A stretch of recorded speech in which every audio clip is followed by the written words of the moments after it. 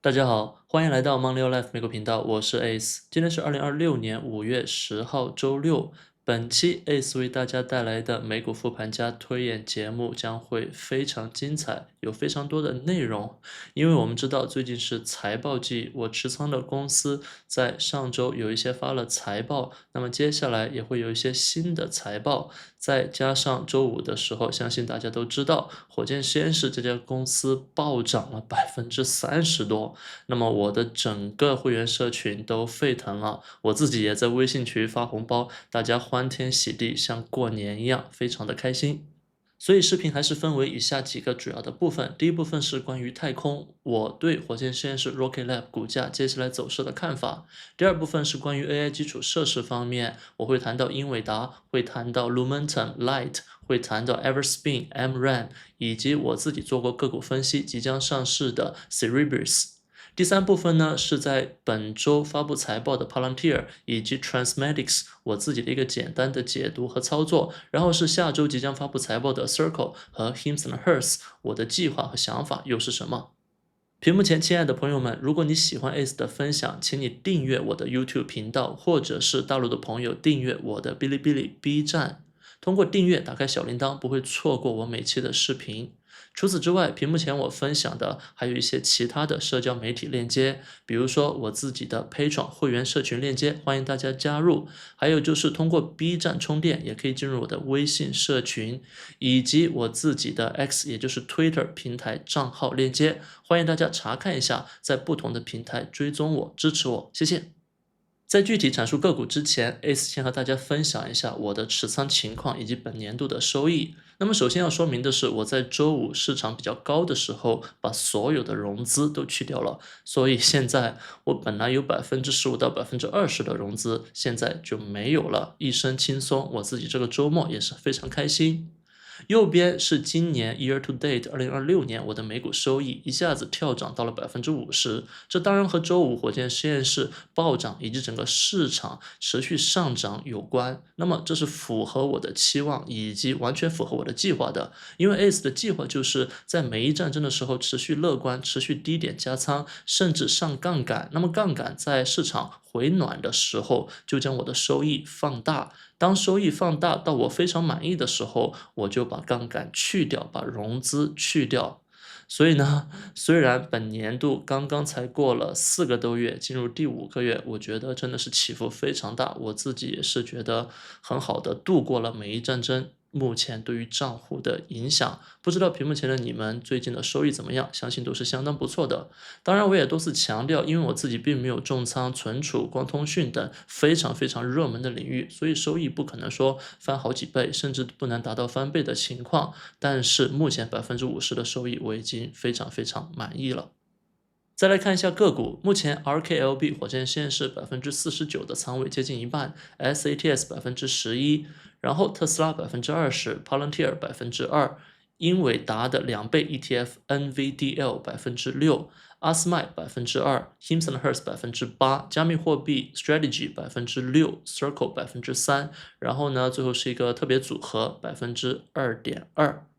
而有一家公司消失在了刚才的持仓 list 里面，也就是 EOSE，我把小仓位直接在成本价附近卖出了。本来我是在6.2去接货，期望它能反弹，它确实也反弹了，反弹到8点几，算是收益不错。可是它莫名其妙又下降，直到周五吧又反弹，所以我在周五之前，其实在成本价附近就没有拿住，就卖掉了，没有亏钱，没有赚钱。如果你是根据我的买卖来交易的，现在我卖出了，但是还好周五它又暴涨了，或许你可以再拿一会儿，我自己就不会再去参与了。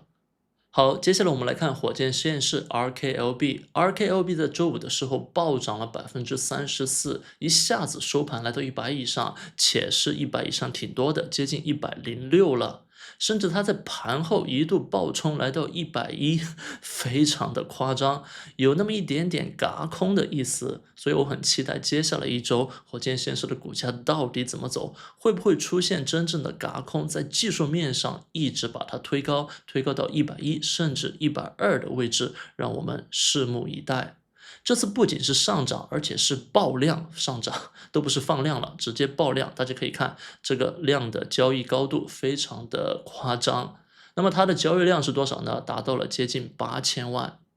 我其实不太记得什么时候火箭实验室能够一次性一天涨这么多了，我就回看了一下它的 K 线图，引起了我自己对它的投资回忆。因为我发现，在大约2024年11月的时候，它有一次财报之后出现了类似的暴涨，可以看到当天我现在鼠标所在的地方，它是涨了28%，和周五的34%，其实都是一个我们很少见的这种暴涨。那么我就想起来，其实 ACE 投资火箭实验室就是在那次财报之前不久，我第一次以10块钱买入公司的股票，买了1000股左右，那是我第一次投资，开始真正了解这家公司。接下来 S 带大家看一下火箭实验室的周 K 线图。第一点，蓝色线代表的是60周均线。我们可以发现，在过去1年半的时间，火箭实验室的股价虽然起伏很大，但是从未跌破60周均线。第二点，红色的20周均线其实整体上是拖着火箭实验室的股价往上走的。不可否认，它回撤的幅度和次数都不少。有3次回撤都是接近或者超过了50%，分别是我的紫色区域呈现的2025年3月，然后2025年11月，还有最近的2026年2、3月回撤。我想告诉大家的是，火箭实验室这家公司它整体上是优秀的，它的基本面我自己是自信的。所以对于那些现在恐惧火箭实验室105的股价太高的朋友，或者是那些仓位还不够想要加仓追高的朋友，其实我的建议很简单，公司的基本面很好，你恐惧我理解，但是千万不要完全卖出你的仓位，因为我相信火箭实验室的股价未来还会有新高。而对于那些想要买入的朋友，还没买够的朋友，请不要着急，你永远都有机会，至少你不要在现在100以上的价格去买，我觉得真的是太高了。大家还记得，当火箭实验室的股价上一轮接近100的时候，在它回撤下来的这个初期阶段，我就告诉大家，80到100的价格不建议大家去追。那么幸运也好，如果严重也好，它真的一下子就来到了前期的低点，最低点我还加仓了，是58的位置。所以呢，对于这家公司的投资，我们要有耐心，要有极度的耐心。特别是前一阵，我们都知道光通讯也好，存储也好，这些板块太火热了，嘲笑重仓火箭实验室投资者，嘲笑我的朋友，其实说实话也不少。我是想，你如果和我一样对太空感兴趣，认为火箭实验室是一家基本面以及未来潜力都很好的公司，那么首先不要去追高，耐心等待。其次，你有仓位了，有重仓了，不要怕高，可以减，稍稍的减。比如说，我在周五就告诉会员朋友们，你在100左右去减是完全 OK 的，但是不要减太多了，你可以慢慢的减。比如说下周，如果它真的来到了110、120，不是没有可能吧？你再陆续的减，然后呢，如果它有跌下去的机会，你再加回来。就是很笨的方法，可能你们都懂，我这里只是借我的嘴告诉你们，你们心里可能已经知道的答案。而 ACE 也为大家制作了一张示意图，清晰的告诉大家从现在5月初到未来12月这几个月，有哪些直接或者间接的因素会影响火箭实验室的股价。当然，这些因素有的是正面的，有的可能就是风险，会拖垮股价。我们先来看 SpaceX。首先，5月15号左右，星舰会进行新的试飞。这次试飞很重要，因为它是 SpaceX 公司本身上市之前的一次试飞。其次呢，这次星舰是全新的版本，一旦它圆满试飞成功，相信整个太空板块会有一波正面的情绪。特别我期待的是对于 SATS 这家 ACE 投资公司的情绪，希望能够把它的股价再往上提一提。然后呢，5月底按道理 SpaceX 应该发布自己的 S1招股书，到时候可能会透露一些具体的公司营收、盈利的细节等等。这些如果有好消息，也会刺激股价。然后最终劲爆的就是6月中旬到6月下旬，SpaceX 正式挂牌上市。那么最近刚好看了火箭实验室 CFO、CEO 的一个采访，CFO 就说 SpaceX 上市会 differentiate 这些太空公司，什么意思呢？他说真正有实力的公司，他们的估值股价会进一步随着 SpaceX 上市而提高，但是那些比较虚，只是贴着商业太空标签的公司，可能就要小心了。我不确定未来几个月的股价走势会不会应验 CFO 说的这句话，但是我确定的是 Rocket Lab 他们这家公司的领导层，不管是 CEO 也好，还是 CFO 也好，他们对自己的现在和未来都非常的有自信。除此之外，下方我列出了一些和火箭实验室直接相关的因素，其中可能被很多朋友忽略的是早前宣布的公司 CEO Peter Beck 的卖股计划。那么这个计划的细节，我早前通过文字形式在会员群已经分享过了，在这里大家只需要知道，卖股的窗口期是6月底到7月8号，仅仅2周。那么6月底开始卖股，意味着股价可能会承压。6月底距离现在还有大概1个半月的时间，所以暂时不用担心。不过，真的到6月底的时候，如果那个时候刚好 SpaceX 上市了，股价你比如说飙到非常高了，公司 CEO 一卖股就会下跌，这应该是比较正常的一个预期。ACE 也通过上次2025年 CEO 的卖股和这次的计划进行对比，请注意了，每次 Peter Beck 卖股都是10B51抛售计划，也就是它是有计划的去卖，不是突然的卖。那么我想强调的是价格。上次2025年宣布卖股的日期是6月，当时的股价是25.4块，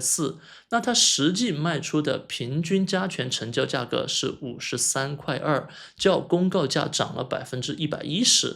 现在呢，3月27号宣布的，当时的股价是60.9，而现在我们知道股价是来到了105左右，它再涨那么个10%，就涨到了120左右，也就是宣布价格的又一个翻倍了。所以我觉得可以合理的期待，上次卖股实际成交价格是宣布的时候的1倍，那么这次也应该是1倍左右，我觉得才正常。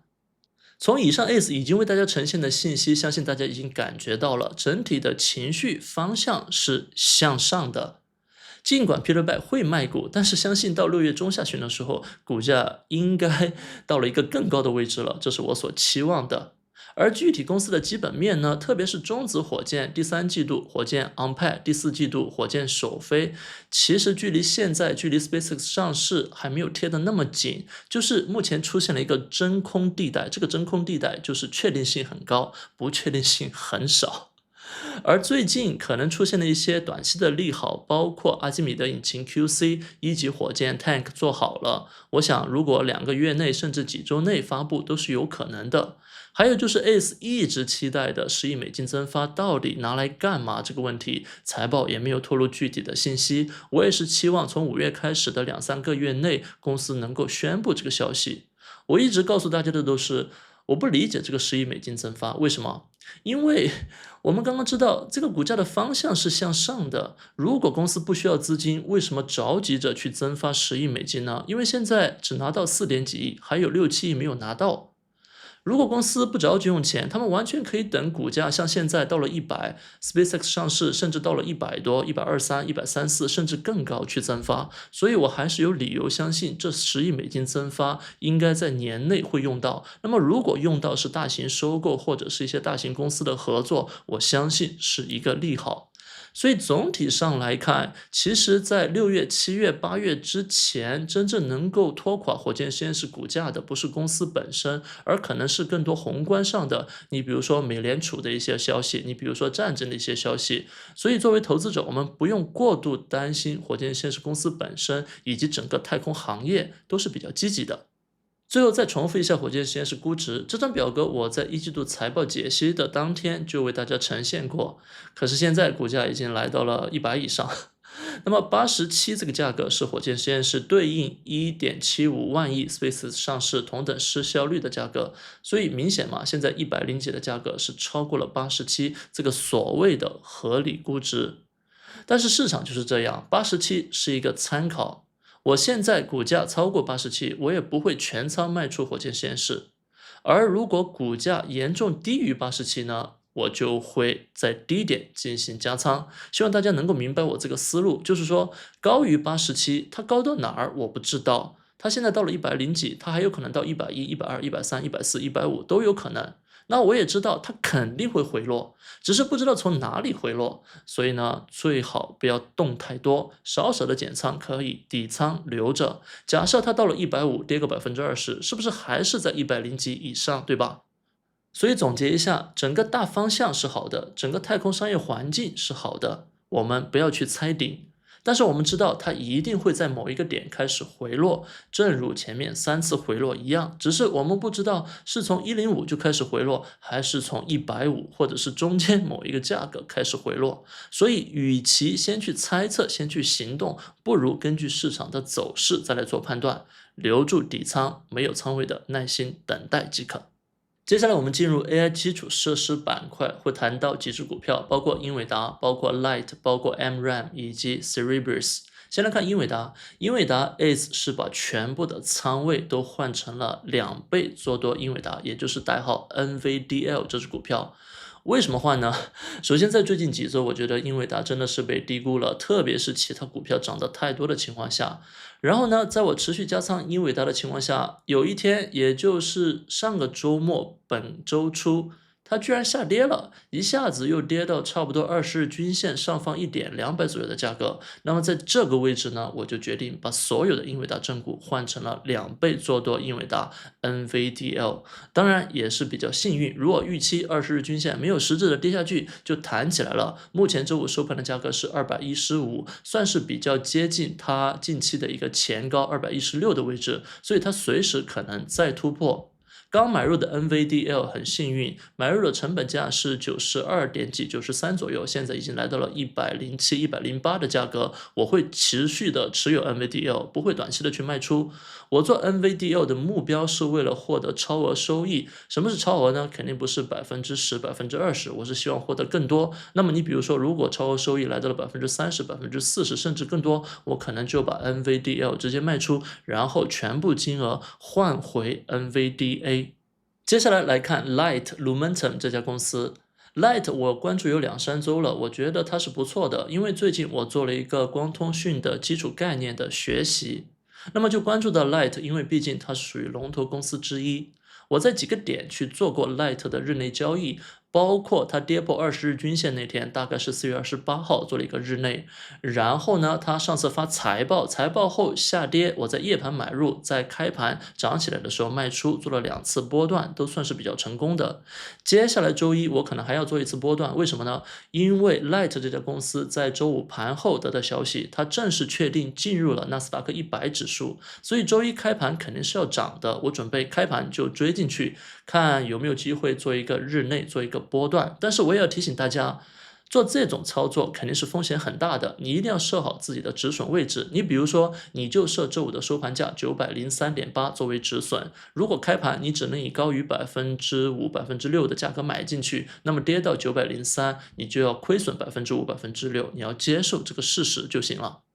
刚刚提到的光通讯的学习，就是屏幕前展示的这个文稿。那么这个文稿我也是第一时间就分享给了会员朋友们。除了关于整体的光通讯的学习以外呢，我在今天也做了更多的关于 Light 以及 Coherent 上市代码 COHR 的研究，包括他们基本面的研究以及估值的研究。但是我也告诉大家，我最近不会去做个股分析，因为这方面的股票太多了。如果我都要去做个股分析，我可能要几个月才做得完，可能就错过了最近的这些走势。所以呢，尽我所能为会员朋友们贡献更多的信息就行了。而除了光通讯，我在大概半年前就做过内存定义的学习，也是第一时间分享给了会员朋友们，研究过 DRAM、NAND 等等等等。而有一位会员最近给我介绍了一家新的公司，它的上市代码叫做 MRAM Everspin Technologies。今天我也简单的学习了一下，但是很可惜，似乎 MRAM 这家公司并没有太多的投资价值。我也把这些文稿第一时间分享给了会员朋友们。如果你们觉得我说的不对，可以在会员社群告诉我，或者在视频的评论区告诉我。当然了，从股价走势来看 ，MRAM Everspin 这家公司最近已经暴涨了。我们看到最近有好几次暴涨超过30%，甚至是50%。我暂时可能就不打算去参与，可能进一步学习一下，看有没有低点，或者是看是否它真的有投资价值。借着这个机会呢，S 就想稍微提醒一下某些朋友，因为最近太 FOMO 了，什么股票好像都是黄金，我觉得这是错误的想法，大家一定要有自己的认识。然后 AI 基础设施板块一只新股是 ACE 在10天以前做过个股分析的 Cerebras 上市代码 CBRS。这家公司 ACE 已经决定会在上市当日就进行买入。那么我也做好了买入就被套的这种比较坏的准备。如果屏幕前的朋友们看了我的个股分析视频，觉得它值得投资，想像我一样在上市当天就买入，那么一定要有这种觉悟，就是你有可能被套。上市公司第一天买入不一定都会赚钱的，只是最近在 X 平台也好，在各种社交网站也好 ，Cerebras 它的情绪非常高涨，听说它的认购超过了20倍。很可惜 ACE 在新加坡这边，我的券商暂时没有渠道去认购，所以呢，我只能第一天买入。好，进入视频的最后一部分，我们来看4家公司，分别是发布财报的 Palantir、Transmedics 以及下周即将发布财报的 Circle 和 Hims and Hers。不管是 Palantir 的财报还是 Transmedics 的财报，抱歉，因为本周 ACE 个人原因真的太忙了，没有办法去出个股分析。在本期视频就简单的说一下。首先 Palantir 它在本季度财报依然是相当的炸裂，大家可以看到2026年一季度黄色柱子非常的高，这个斜率直直的向上，而它的 Rule of 40也是又来到一个新高。Year-over-year revenue growth 是85%，而 adjusted operating margin 是60%，加起来就是145%。现在有哪些还比 Palantir 的 Rule of 40更高呢？他们是英伟达、SK 海力士还有美光，所以 Palantir 还是处于顶级的水平。而它2026年2季度给的营收指引以及盈利指引呢，似乎这个 Rule of 40会稍微下降一点点。不过我觉得这可能是季度性的，具体还要看接下来的表现。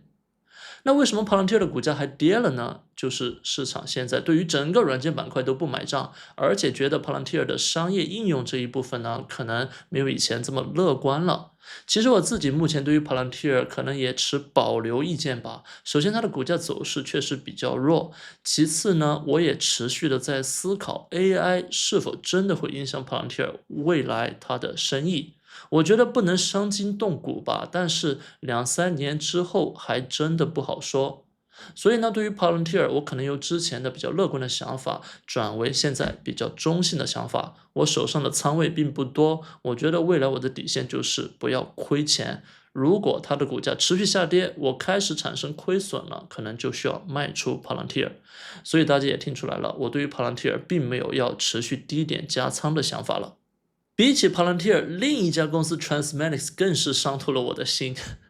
它在财报发布之后暴跌，那么我自己是亏损了20%左右，把小仓位就干脆清掉了。我也决定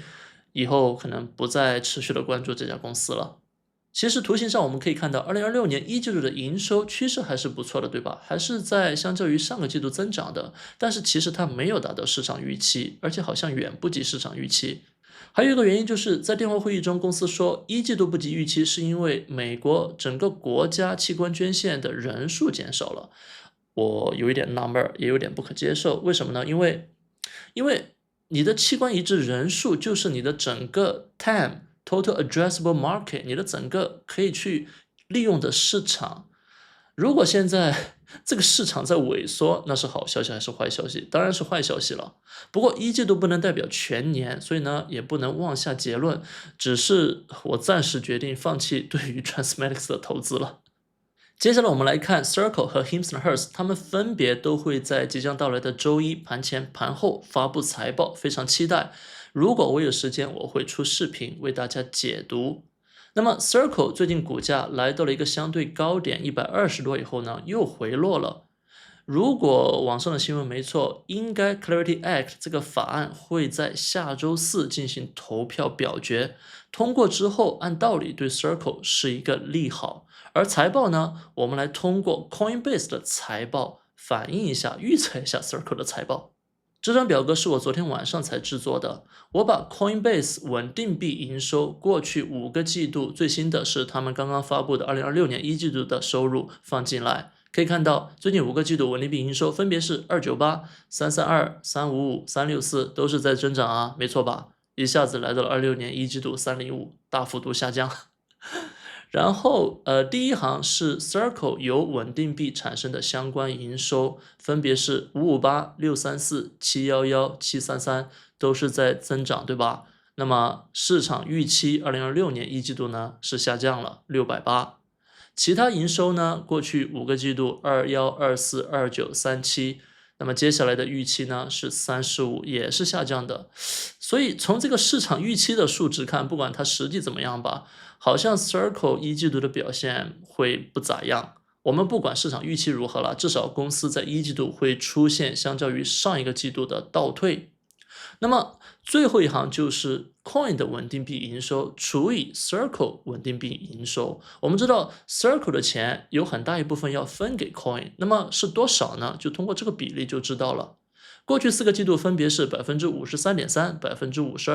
49.9%、49.7%，是从超过 50%， 现在下降到少于 50%。其实这个趋势对 Circle 是好事，对 Coin 是坏事。而如果通过刚刚已经给出大家的市场预期，以及 Coinbase 确定的已经汇报过的一季度稳定币收入305，我们就可以算到一季度如果 Circle 符合预期的情况下，它的这个比例只会降到 44.9% 了。所以我写了一个问号，比例大幅降低。如果这是真的话，这其实是利空 Coin， 其实相反是利好 Circle。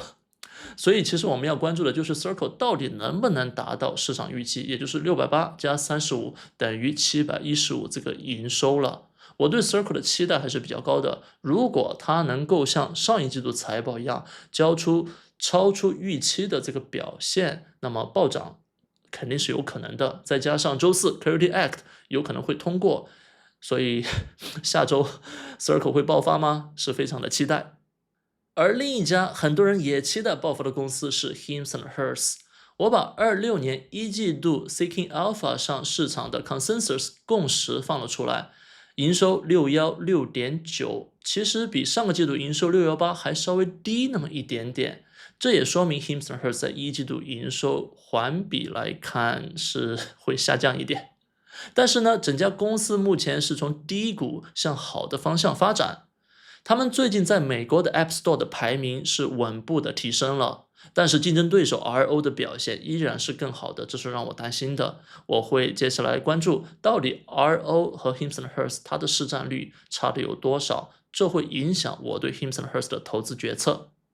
而第二点 ，Hims & Hers 在加拿大一个新的国家投放了自己的 APP， 而且 APP 上市不久就排在了第6名还是第7名。所以呢，对于 Hims & Hers 这家公司，我觉得方向在往好的方向发展，特别是有触底反弹的意思，股价能不能回到30上方，能不能稳定在30上方，就非常的重要。我们来看一下技术图形，其实技术图形来看还不错，为什么呢？它在前一段暴涨之后出现回撤，但是回撤并没有撤的太多，而且红色20日均线是在往上走，不可避免要走到黄色和蓝色均线的上方。希望借着财报的机会把这个图形完全的扭转。我自己的成本是42.5。我希望我能够快点回本，因为我目前持有的之前长期亏损的 strategy 都要回本了。希望 Hims & Hers 会是我下一支尽快回本的股票。好的，今天的视频就到这里。除了欢迎大家订阅我的 YouTube 频道，订阅我的哔哩哔哩 B 站，也希望大家通过加入会员社群支持我。感谢大家，我们下期视频再见。